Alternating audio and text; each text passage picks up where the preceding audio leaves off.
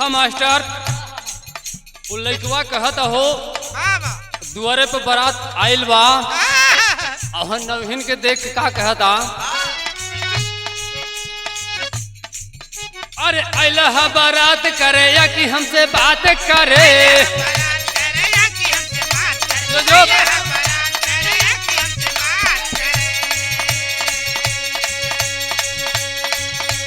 मागे में mobile number लागे ताड़े बात करे। जो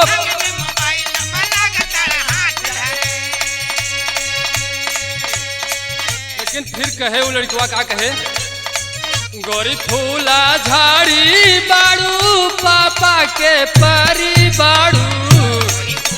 ओहो जो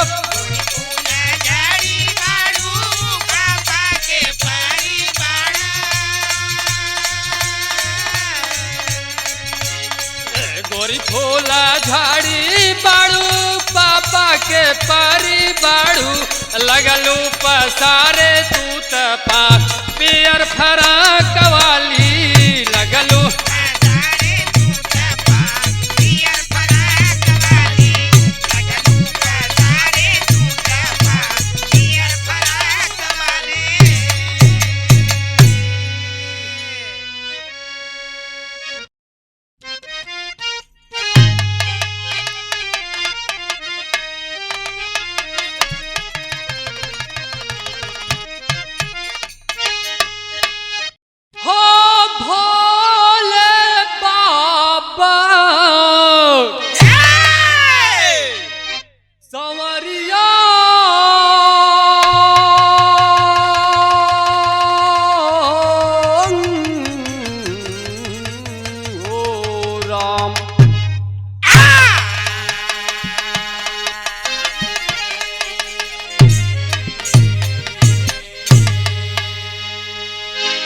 अच्छा बाबूजी, बिरहा सुनने वाले समस्त हिंदुस्तान के श्रोतागण एवं विश्व तक जहां तक हमारी आवाज जा रही है यूट्यूब के माध्यम से, भारत गंगा स्टार चैनल के माध्यम से, यह देवरिया कांड, हत्याकांड, भीषण नरसंहार कांड, बाबूजी दिल को दहला देने वाला बिरहा आप लोगों के समक्ष मैं गायक गंगा अशोक यादव और साथियों के स्वर में भेज रहा हूं। जहां कहीं भी त्रुटि होगी आप लाइक, सब्सक्राइब एवं कमेंट जरूर करेंगे। आपका प्यार दुलार हम इंतजार करेंगे। और यह बिरहा मुझे आशा नहीं पूर्ण विश्वास है आपको पसंद आएगा और जरूर पसंद आएगा। तो भूमिका के अंदर कहना पड़ा मास्टर कैसे,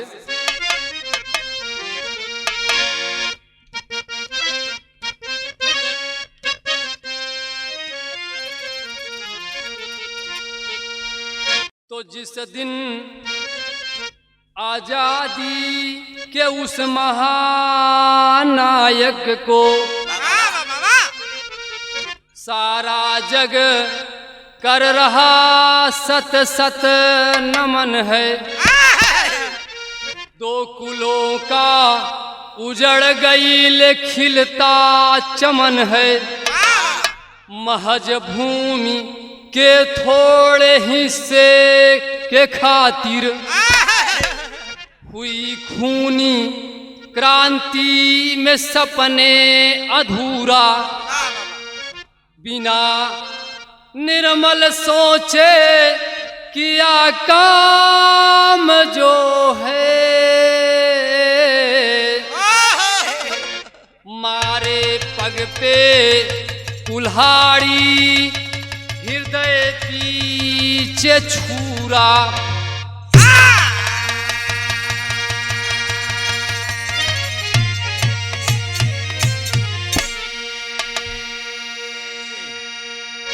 कहल गईल है बाबू, माया ठगनी के चक्कर में इंसान इंसानियत को और धर्म को, मजहब को, दोनों को भूल गया है।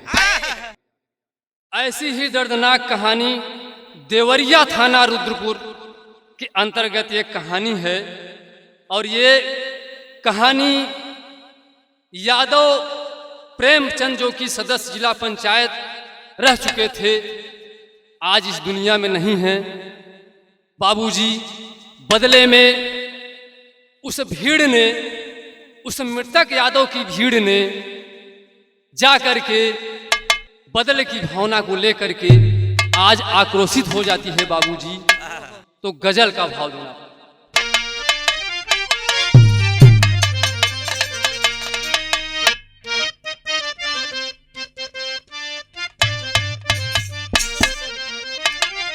अरे वो है गजल बाए मुसाफिर, आए मुसाफिर भटकता है क्यों दर बदर।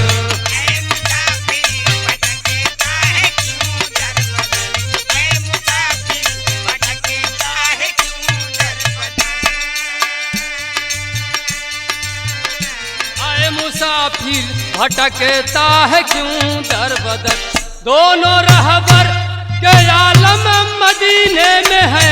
अरे मुसाफिर भटकता है क्यों दर बदर, अरे मुसाफिर भटकता है क्यों दर बदर, दोनों रहबर मदीने में है। अरे मुसाफिर भटकता है क्यों दर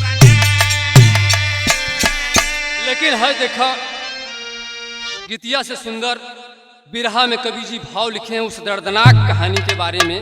कहना पड़ा मास्टर कैसे,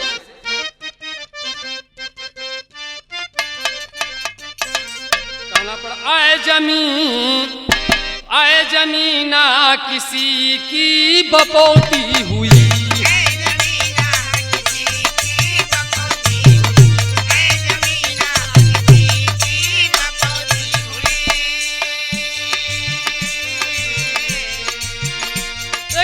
एक दिन वरासत बदल जाएगा।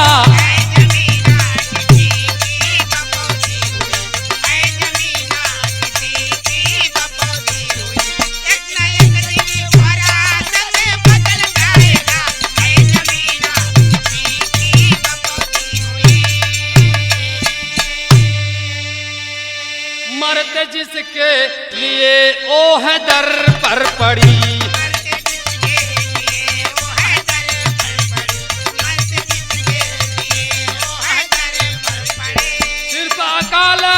आकर निगल जाएगा। मरते जिसके लिए है वो दर पर पड़ी, सिर्फ काल आकर अकेले निकल जाएगा।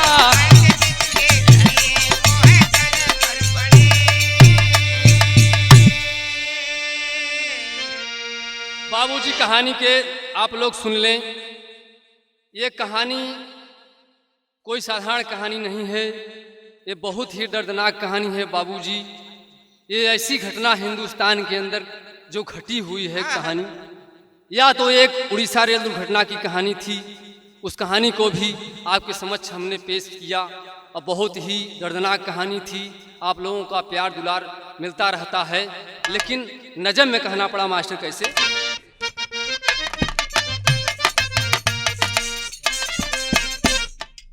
तो सारा मुल्क जिस घटना दुख में डूबा है,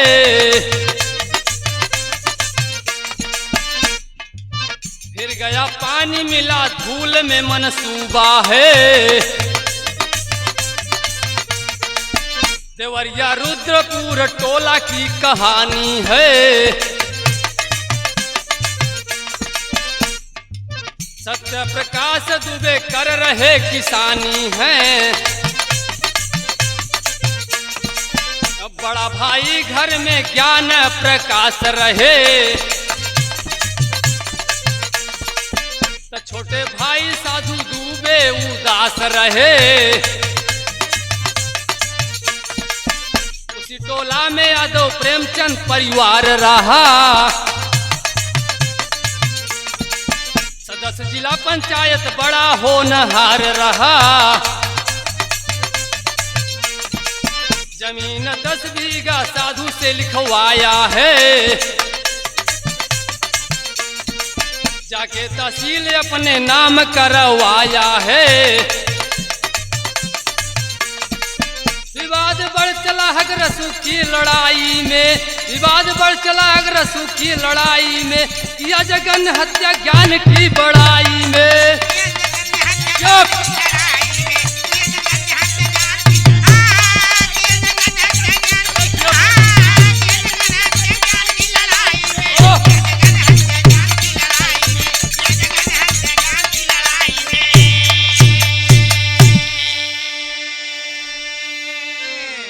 कहानी के साफ साफ सुन लें। कहानी देवरिया रुद्रपुर थाना अंतर्गत फतेहपुर गांव की कहानी है। प्रेमचंद यादव जो कि पूर्व जिला पंचायत सदस्य, बहुत ही नेक इंसान थे। और दूसरा परिवार सत्यप्रकाश दुबे बाबू, सत्यप्रकाश दुबे का भी परिवार एकदम खुशहाल था।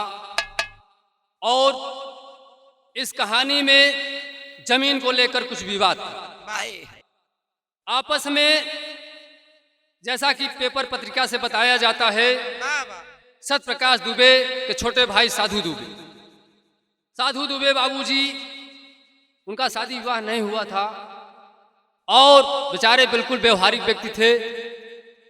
और वो प्रेमचंद के से जाकर एक दिन कहते हैं बाबूजी कि भैया आप कौनो ग्राहक की व्यवस्था कर दें, हमारे लड़की की शादी है, हमें कुछ पैसों की आवश्यकता है बाबूजी, या तो आप ही जमीन ले लीजिए या तो आप हमारी जमीनिया को बिक्री करवा दीजिए। तो सदस्य जिला पंचायत प्रेमचंद कहते हैं ठीक है दुबे महाराज, का करे दूसरे के देबा जमीनिया, चला ठीक बा, आपके कितना पैसवा चाहिए आपके इंतजाम हम कई देते है जा, आप जमीनिया हम है दे दे, चला लिखवाई दिया जाए। तहसील में जा करके बाबू खुशी खुशी दोनों लिखा पढ़ा लेते हैं जमीन को। और जब जमीन को लिखा पढ़ा देते हैं बाबूजी, जमीन तो रजिस्ट्री हो जाती है प्रेमचंद के नाम। और उसी वक्त उसी क्षण से बाबूजी सत्यप्रकाश के भाई साधु यादव ने पूरी जमीन को विक्रय करके प्रेमचंद के नाम वो बाहर चले जाते हैं। जब वो बाहर चले जाते हैं बाबूजी, अब यहाँ जब रजिस्ट्री हो गई, कागज मेंटेनेंस हो गया, तो प्रेमचंद बाबूजी अपनी उस जमीन जो रजिस्ट्री कराए हैं जा करके कब्जा दखल लेते हैं बाबूजी। तो जब कब्जा दखल जमीन करने जाते हैं तो साधु दुबे के भाई जो सत्यप्रकाश बड़े भाई हैं वो रोकते हैं। और जब मना करते हैं बाबू तो विवाद रंजिशन बढ़ जाता है बाबूजी। तो जब विवाद बढ़ जाता है बाबूजी तो एक दिन सुबह की बात है, और सुबह जो है दुबे महाराज सत्यप्रकाश अपने घरवा पे प्रेमचंद को बुलाए हैं। तो कवि को एक तर्ज देना पड़ा मास्टर कैसे।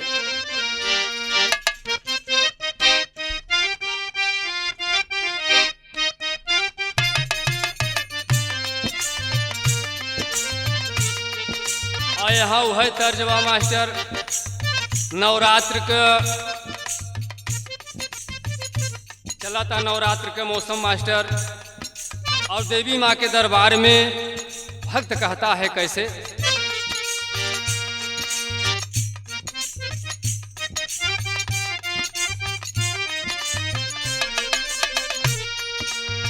देवी मैया तो हके मनवले पानी,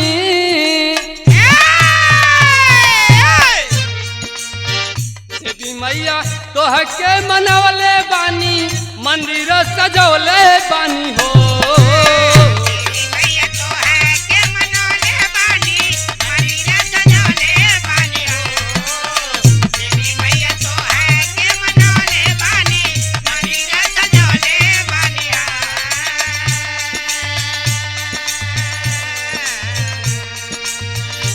मैया तो हके मनवले बानी, मंदिर सजौले बानी हो।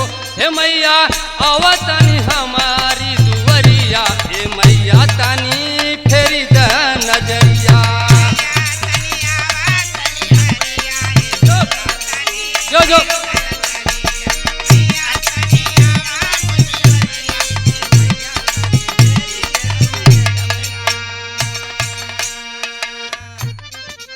लेकिन गाना में भाव दिहल गईल मास्टर।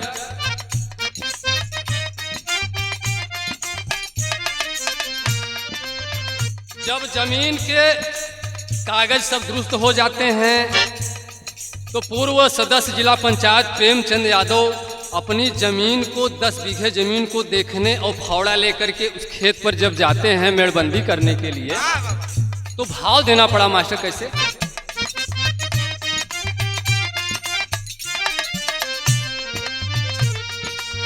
प्रेम बोले पत्नी से रतिया में,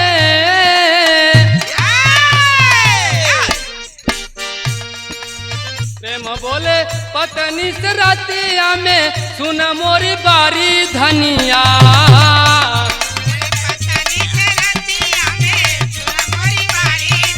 जो जो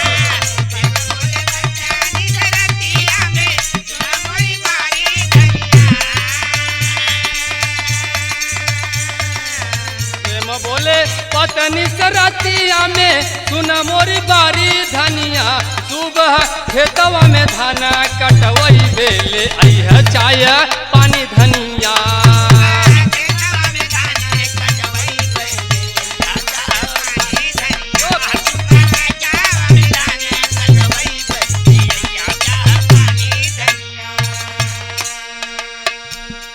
बाबूजी सुबह फावड़ा लेकर के और हंसिया को लेकर के जो ही प्रेमचंद यादव अपने 10 बीघे जमीन की खेत पर जाते हैं और अपनी पत्नी से यह समझा करके जाते हैं कि हम जा रहे हैं, उस खेत की मेड़बंदी बाकी है उसको करेंगे और जो धान पका है उसको कटवाएंगे। उसके बाद कुछ समय हो जाने के बाद चाय पानी जरूर लेके आई है।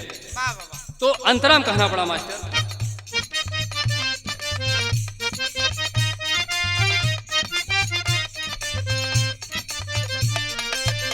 हथवा में फावड़ा लैके प्रेमा चाली भैले खेतवा में जाके मेड़ा डर बधवले।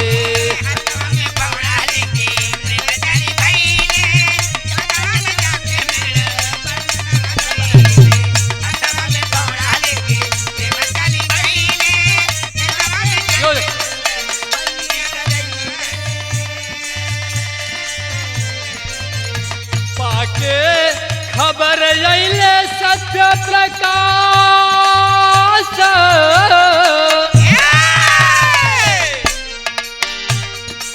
पाके खबर अइले सत्य प्रकाश दुबे वही घरिया।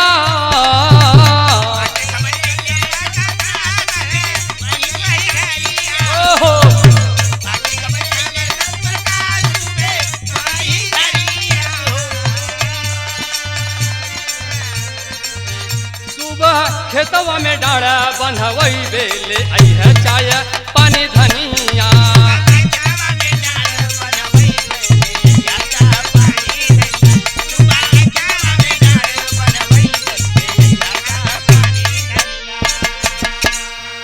बाबूजी जा करके वो अपना कार्य शुरू कर देते हैं, लेकिन जो ही दुबे परिवार को सत्यप्रकाश दुबे को पता चलता है कि प्रेमवा आइल बाटे है तो डड़वा बनवावत बाहू और कोनो खबर गांव के आदमी दिहलेस और इतने में तैस में आ करके दुबे जी अपने कुछ लोगों को साथियों को लेकर के ज्यों ही जाता है तो वहाँ वाद विवाद कर लेता है। तो अगली लाइन में अंतराम कहना पड़ा मास्टर।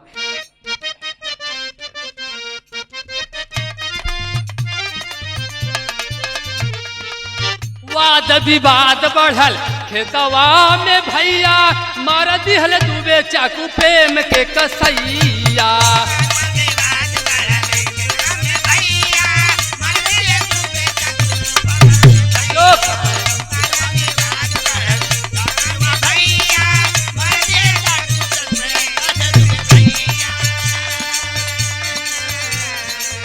लगते चाकू गिरल धरतिया, लगते चाकू गिरल धरतिया निकले न बानी धनिया।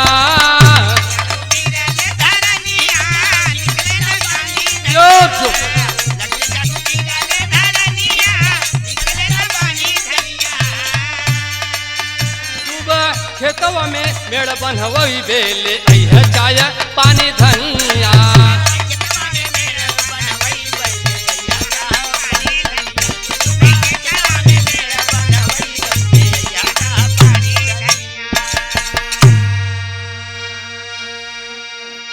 बाबूजी प्रेमचंद को क्या पता है कि दूसरी तरफ से दुबे परिवार के लोग अचानक हमला बोल देंगे। बाबूजी वो तो अपने काम में लगे हुए हैं और अपनी गृहिणी का इंतजार कर रहे हैं कि आखिर चाय पानी लेके आती होंगी। लेकिन बाबूजी उधर दुबे परिवार के लोग, जैसे सत्यप्रकाश दुबे अपने साथियों के साथ आता है और आकर के दुबे परिवार वाद विवाद कर लेता है। बाबूजी आखिरकार वाद विवाद में दुबे की ओर से चाकू चल ही जाती है बाबू। आज चाकू बाबूजी किसी की नहीं है बाबू, आखिर हथियार किसका है? उस हथियार से क्रोधवश तैस में आकर के दुबे जी बाबूजी आखिरकार चाकू को प्रेमचंद के गले पर 2-3 वार करते हुए काट देते हैं बाबूजी। तो विदेशिया में कहना पड़ा।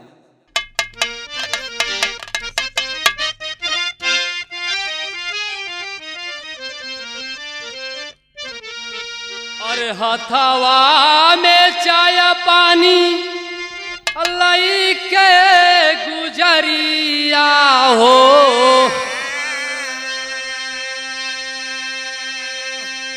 खेतवा में पहुंची देखे अलत पथ सरिया।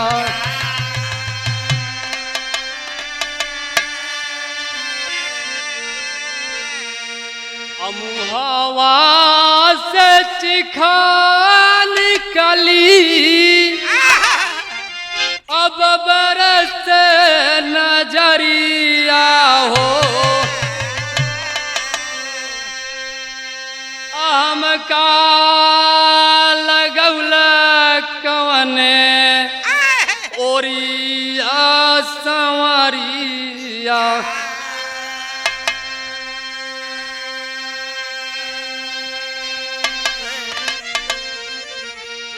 अखिया से लोरा बहे अरे सूझे ना डगरिया हो। घरवा में आके कुछ बतावली खबरिया।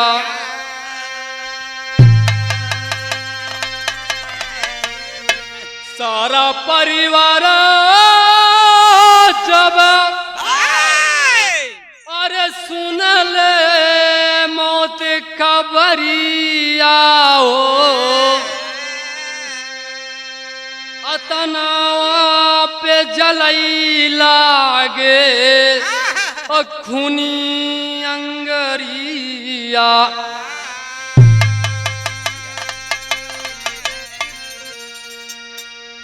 ए बाबू कौन ऐसन औरत होए बाबू जेकर पति आँखी के सामने काट दिहल गईल होई और बाबू के कैसे बर्दाश्त होए। बाबू छाती पीटती हुई किसी तरीके से ढाढ़स में जाकर के घर वालों को बताती है बाबूजी। तो शहर में कहना पड़ा। जब खबर मिली है यादव कुल में, जब खबर मिली है यादव कुल में, भड़की ज्वाला है सीने में। बदले की भावना उमड़े दिल में, बदले की भावना उमड़े दिल में, अब फिक्र नहीं है जीने में।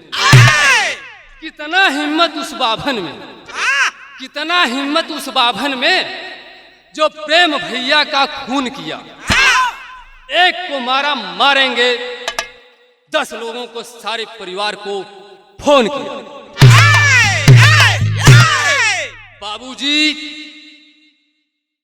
यहाँ लेखनी के अनुसार बदले की भावना आ जाती है बाबूजी, और उस बदले की भावना में बाबूजी किसी परिवार, आखिर गलती तो दुबे जी की ही तरफ से हुई। ऐसा कुकृत करने से पहले सोच तो लिए होते।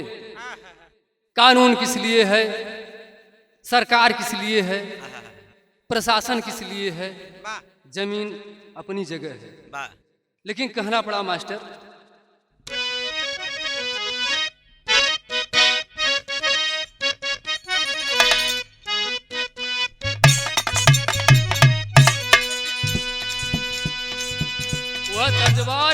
डूबी मरब ये सैया, डूबी मरब ये राजा, जई बजा पूर्व के देसावा।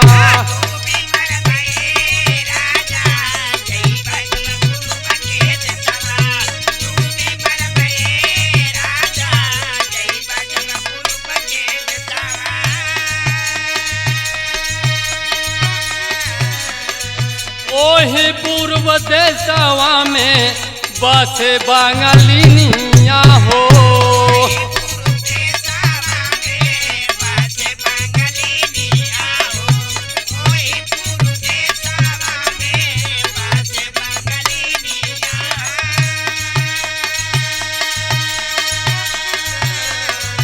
जादुआ चलाई मतिया मार दिए राजा, जादुआ चलाई मतिया मार दिए राजा, जई बजा पूर्व के देसवा डूबी मारब ये।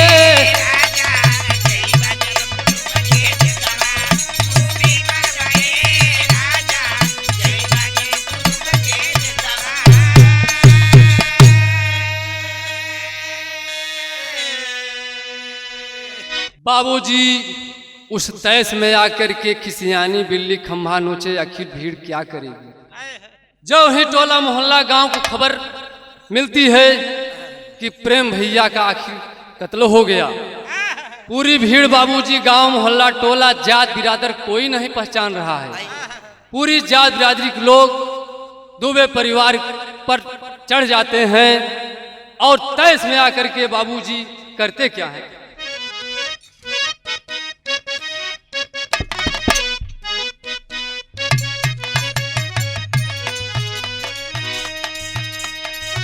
चाली भैले हे भैया यादव के घरानवा हो।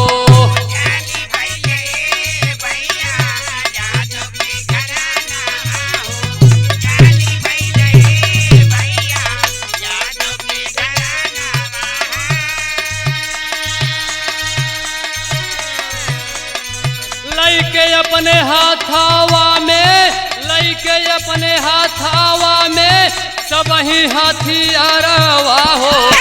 चाली भैले ए भैया यादव के घरनवा हो।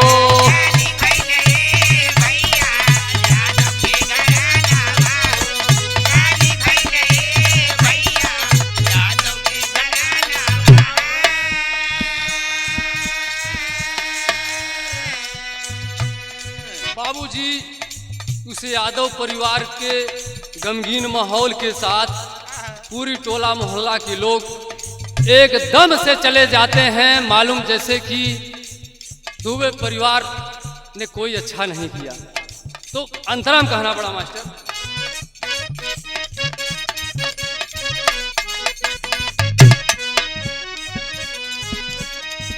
पहुंच गए सत्य प्रकाश दुबे के दुआरिया हो।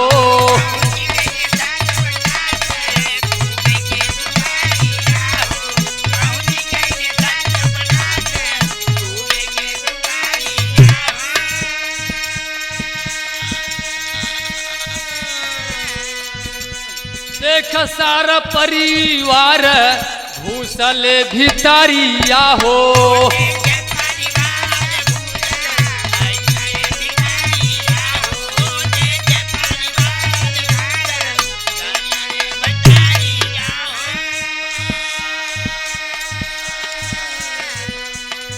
तोड़ के केवाड़ भीतर घुसे हत्यारवा हो।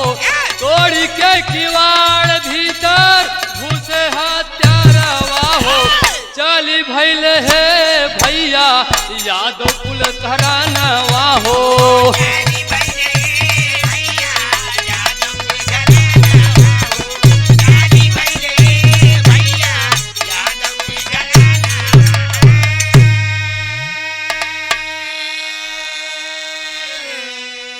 आखिरकार बाबूजी वहां न किसी को जात का पता है न पात का पता है, वहां तो सिर्फ यही पता है कि आखिर दुबे परिवार ने प्रेमचंद का कत्ल क्यों कर दिया। गुस्से में आकर के पूरे टोला मोहल्ला की भीड़ ज्यों ही भाई बाबूजी घुस जाती है दुबे परिवार के घर में, तो उस समय का नजारा बदल जाता है। तो अगले अंतराम कहना पड़ा,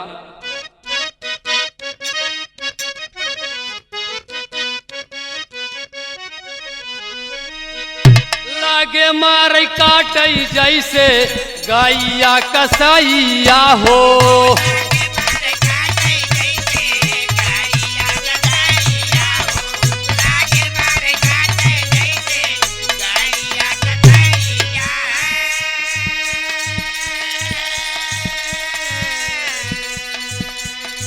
कोई न बचावे वाला रहे ना सहाइया हो,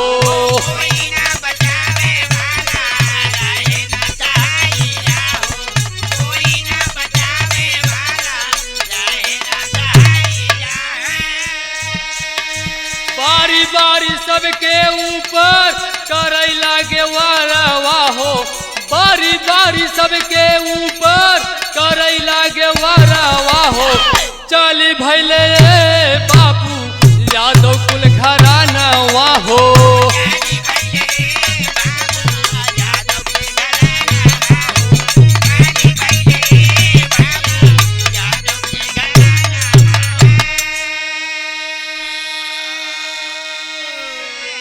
बाबूजी वहां दुबे परिवार में खलबली मच जाती है, लेकिन भीड़ ने क्या से क्या कर दिया।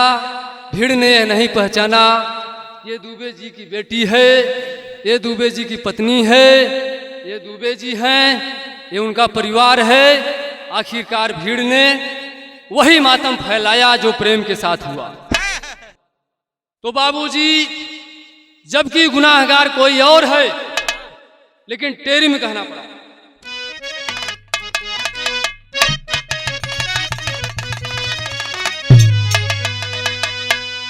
दुखियारी मातृभूमि हो गई, अरे मोरे रामा हो, दुखियारी मातृभूमि हो गई, जिस दिन अहिंसा हिंसा के बने पुजारी,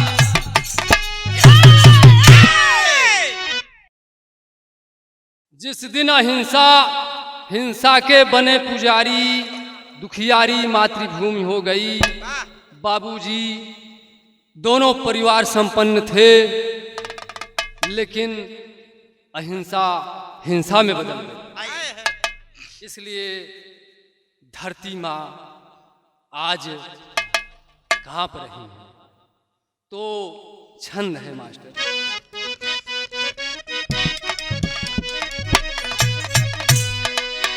तुम्हारे काटे जैसे भेड़ दी है लसिया से छेड़,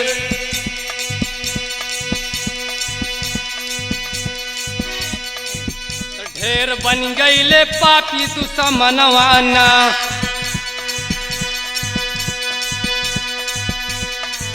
सत्य प्रकाश को गोली मारा बंद भैली तब बोली, टोली जान पे उतारू बेईमानवाना,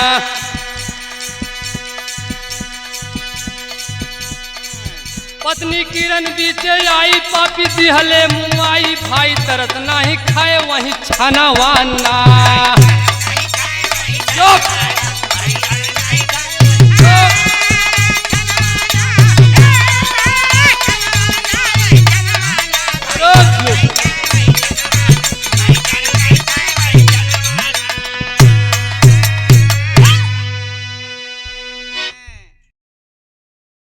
तो सर पर खून सवार रहा, सबकी है बज्जर छाती, अरे 5 लोगों की निर्मम हत्या कैले है कुल घाती, दुखियारी मातृभूमि हो गई, नारे अनमोल के बिलखै वाली न महतारी, दुखियारी मातृभूमि हो गई।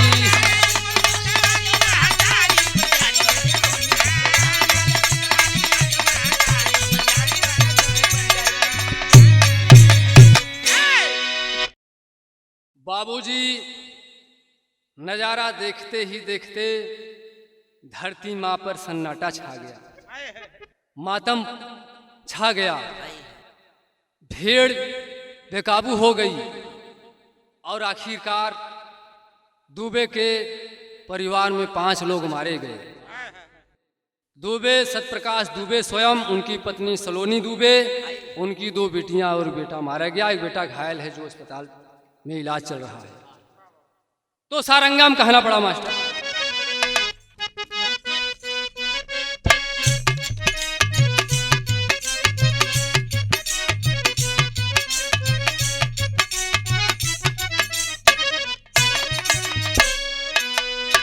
लेकिन मास्टर सारंगाम कहना पड़ा, जवने लालन के रहल वही जन्म दीनावा हो, वही जन्म दीनावा हो, मारे लगल पापी बेईमान हो। रोई रोई अनमोल कारई सबसे अरजिया हो, सबसे अरजिया हो, माने नहीं पापी बेईमान। मरा जानी छोड़ गईले पापी निरदाइया हो, पापी निरदाइया हो, बना शमशान दिहले मकान हो। बाबूजी उस समय मौत का मंजर पूरी धरती पर फैल गया। ऐसा शमशान पर देखने को मिलता है। तो अगली लाइन में कहना पड़ा,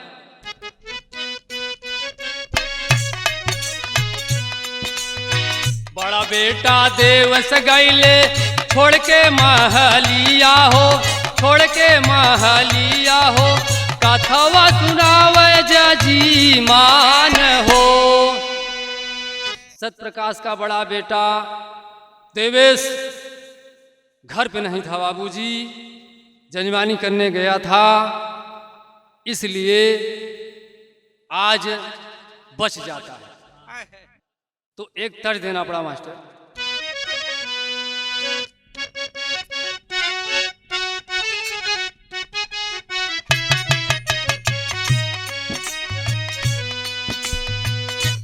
अरे सुनली कि ससुर में झुरा झुरा मोती झरे,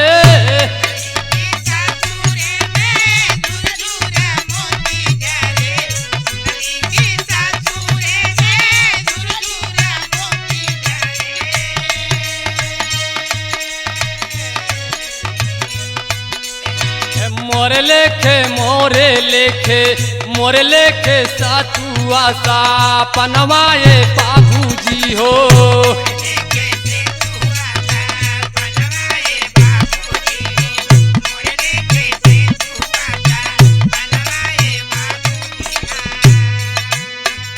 बाबूजी देवेश दुबे जो जजमानी करने गया है बेचारा, जो ही परिवार की खबर सुनता है बाबूजी, कलेजे में चोट लग जाती है, बेहोश होके गिर पड़ता है बाबूजी। लेकिन भाव में कहना पड़ा,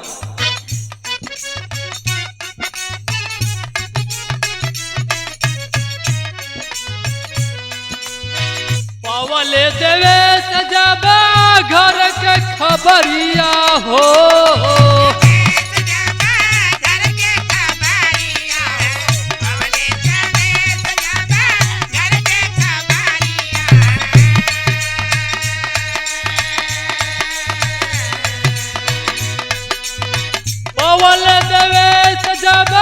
घर के खबरिया हो, झर झर लोर बहे दुनहु नया नवा हो।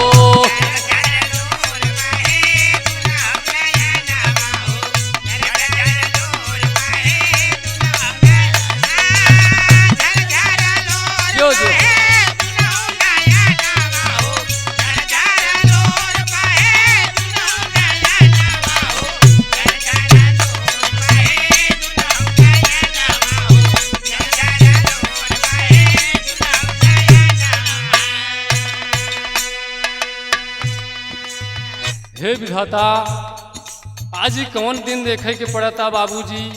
सोच रहा है अपने मन में, लेकिन अंतराम कहना पड़ा।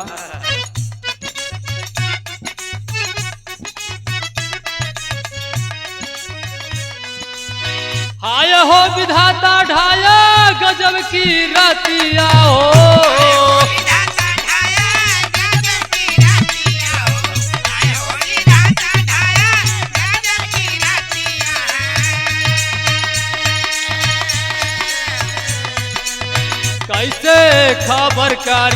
कैसे खबरकारी गैली मतिया हो।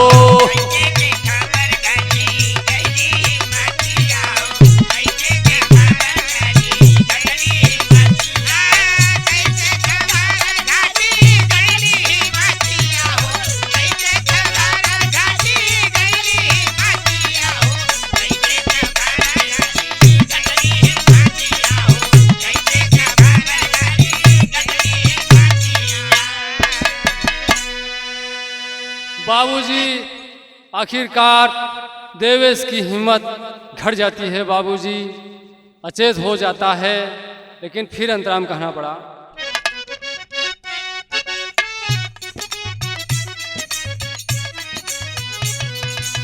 गोरखपुर लैके गईले तुरते डाकटारिया हो।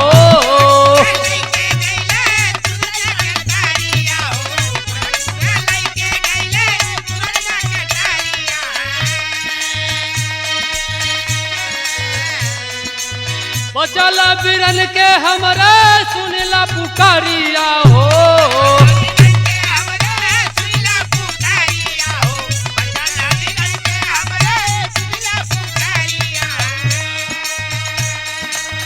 लड़े जीवन मौत से, लड़े जीवन मौत बीच जिंदगी भई जहारिया हो।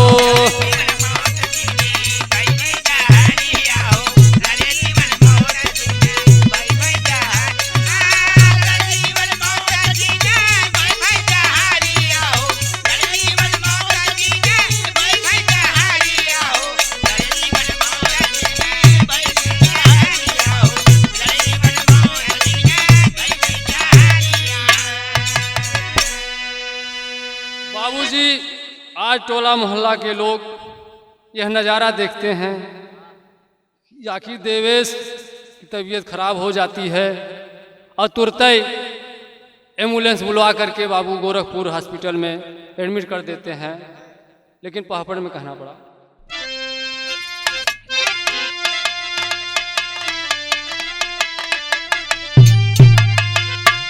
अरे सुन के खबर प्रशासन चले हर साई लेहड़ा टोला में। सुन के खबर प्रशासन चले हर साई लेहड़ा टोला में। और चहुर गईले गम के मातम छाई लेहड़ा टोला में।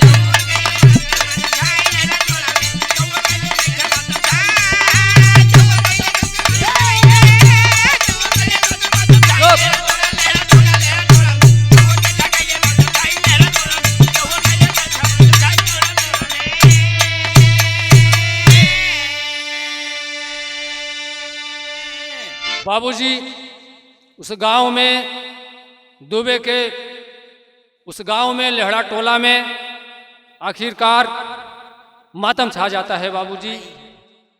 तो अंतराम कहना पड़ा। एक क्षण में तुरंत सीएम योगी जी आइले। आयापन निर्देश थाने दार के सुनैले। तो सख्त होना चाहिए कार्रवाई लेहड़ा टोला में।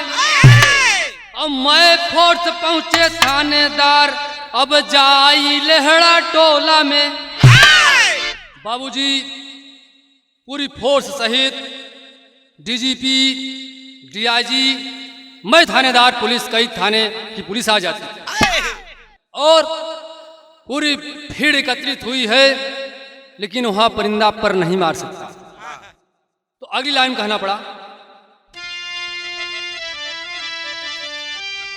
तो पाके आदेश अइले थानेदार गंगा।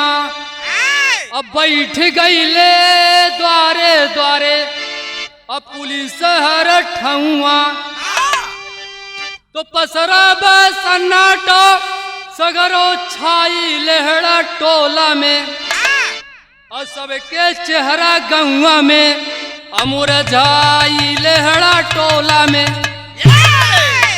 बाबूजी आज पूरे गांव टोला मोहल्ला के लोगों के चेहरे पर उदासी छाई है। आल्हा में प्रमाण देना पड़ा।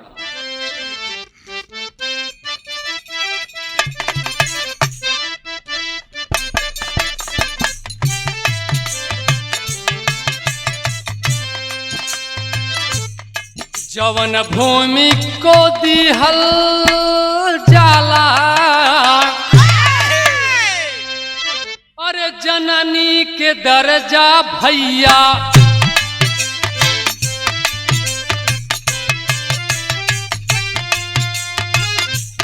है धरतिया जबानी गईले समता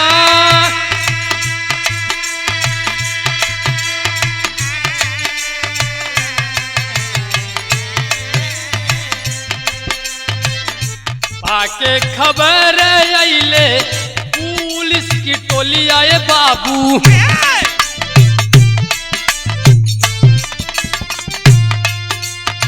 रुद्रपुर को तवाली कैले कप्तान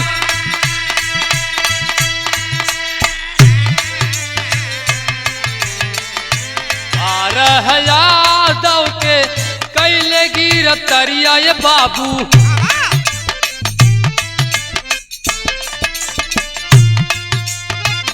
50 जन के टोली भैले घमासान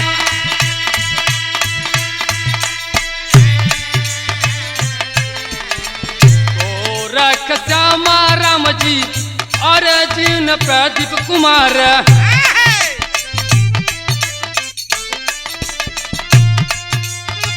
दुर्गेश राम भवन पकड़ गईले ज्वान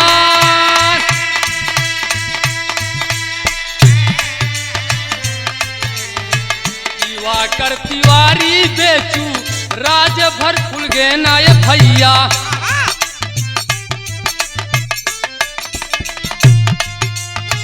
बांध के एक डोरी अइले जेल दरम्यान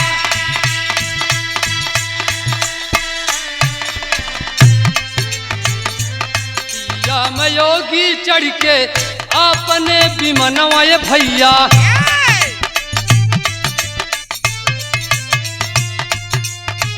अले हॉस्पिटलिया में सुनील सूजा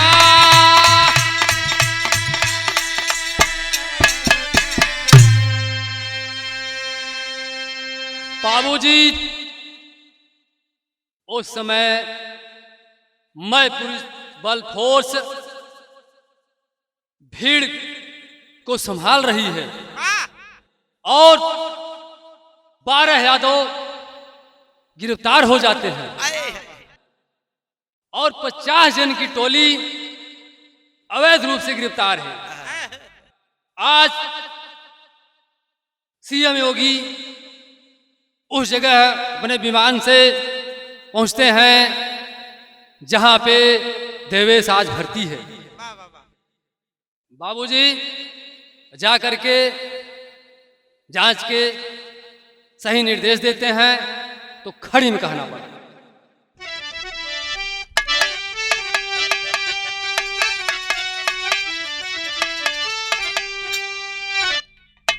अरे शान शौकत में उजड़ गए फूलों की बगिया तो हत्या कई के पापी दामन में लगौले दगिया।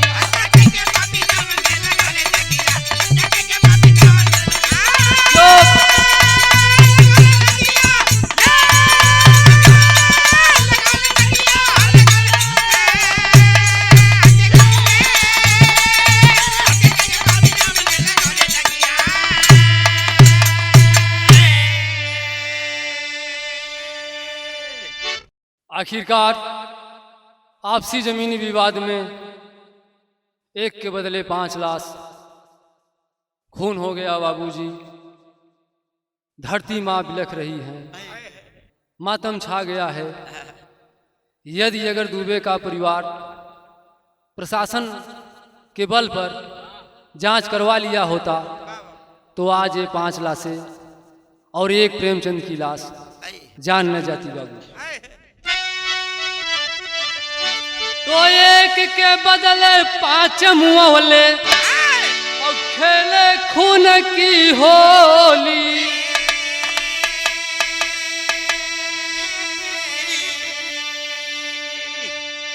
अब बुरे कर्म का बुरा नतीजा असीम जी गईले बोली।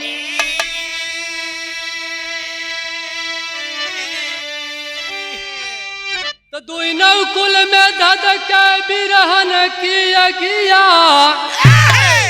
तो हत्या कई के पापी दामन में लगौले दगी।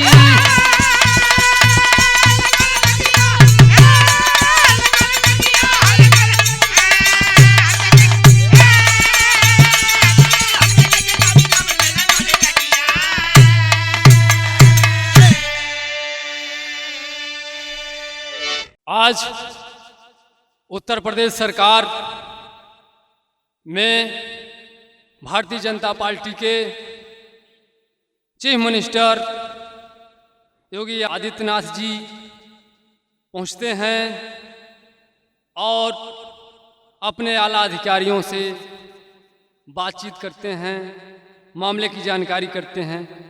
लेकिन योगी आदित्यनाथ जी उस टोला की पल पल की खबर सचिव को सौंपते हैं और सौंप करके निष्पक्ष जांच का आदेश देते हैं। तो अगली लाइन में कहना पड़ा,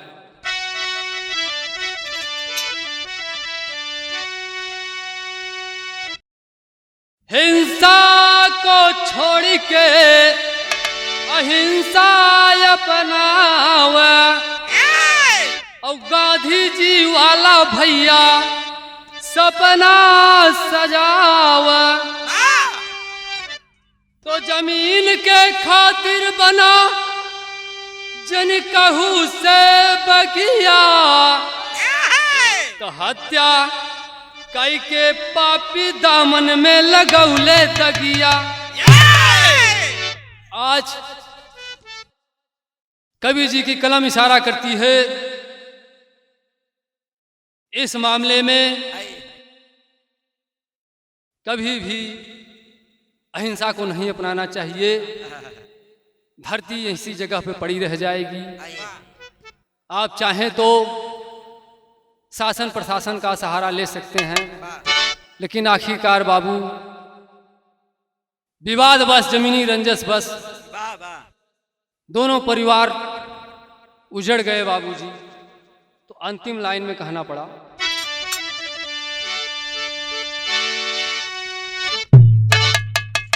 ईश्वरी मूरत दयाराम संतोषी धर्मराज हो, कथन करे कवि निर्मल बचई राम के अंदाज।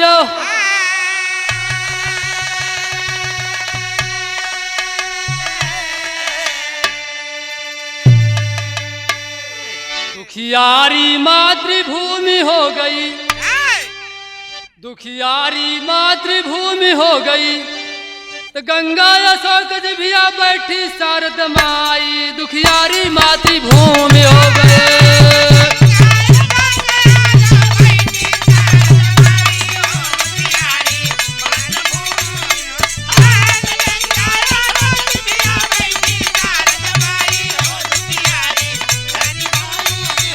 मोरे रामा